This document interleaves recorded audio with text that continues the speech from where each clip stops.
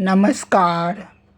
आज हम historical background के कंपनी रूल में चार्टर एक्ट ऑफ 1793 को देखेंगे।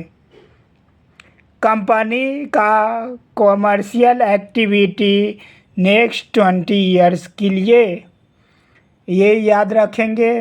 और फीचर्स क्या है, इसका विशेषता क्या है, तो ओवरराइडिंग पावर जो हम देखे थे कि एक्ट ऑफ 1786 में ये लॉर्ड कॉर्नवालिस के डिमांड पर दिया गया था कि जो गवर्नर जनरल है उनको वीटो पावर रहेगा किस पर कि जो भी डिसीजन लेंगे उस पर। पहले क्या होता था लॉर्ड कॉर्नवालिस के पहले कि जब 4 मेंबर हैं, जैसे एक गवर्नर जनरल और 3 काउंसिल के मेंबर हैं, तो अगर 4 में से 3 का अगर बहुमत से ये डिसीजन ले लिया जाता था, तो अगर गवर्नर जनरल भी हैं तो उनके बात को नहीं रखा जाता था। लेकिन अब क्या हुआ, जब से ये लॉर्ड कॉर्नवालिस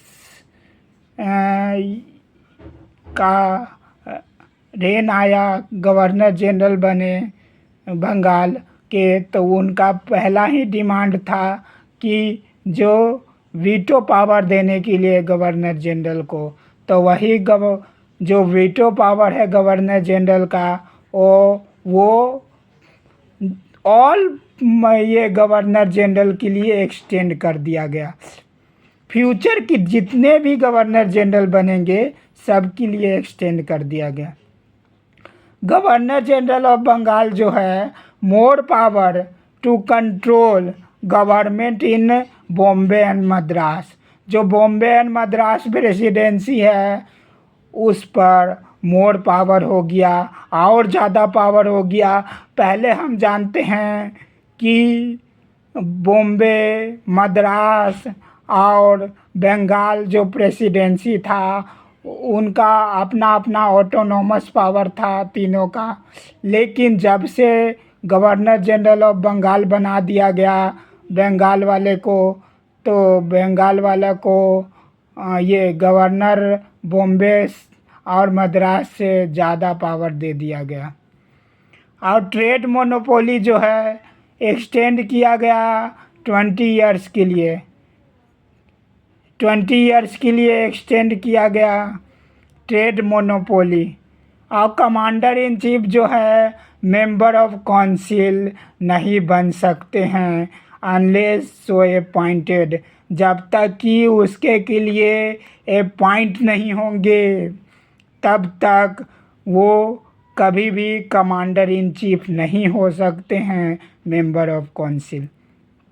मेंबर्स जो बोर्ड ऑफ कंट्रोल के हैं उनका पेमेंट किनके द्वारा, पहले ब्रिटिशर्स रिवेन्यू में से ही दिया जाता था, लेकिन अब जो इंडियन रिवेन्यू में जो भी पैसा रहेगा, जो भी कंपनी यहाँ पर इंडियन रिवेन्यू में कमाई, इंडियन टेरिटरीज में जो भी इस जगह कमाई, सब में से ये बोर्ड ऑफ कंट्रोल को दिया जाएगा।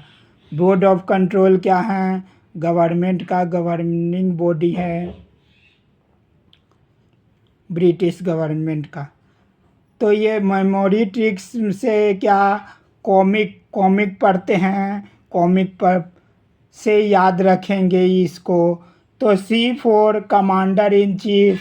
कमांडर इन चीफ कौन है? मेंबर ऑफ काउंसिल नहीं हो सकता है, मेंबर ऑफ काउंसिल कभी नहीं हो सकता है जब तक कि खुद उसके के लिए अपॉइंट नहीं किया जाए।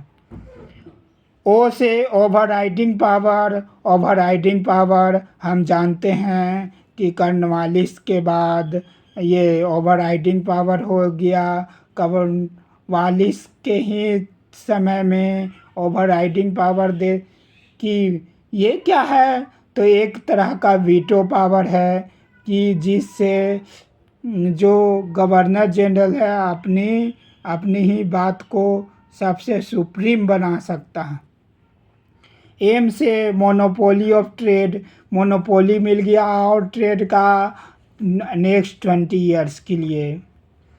और जो आई से इंडियन रेवेन्यू से किसको पेमेंट होने लगा, बीओसी को।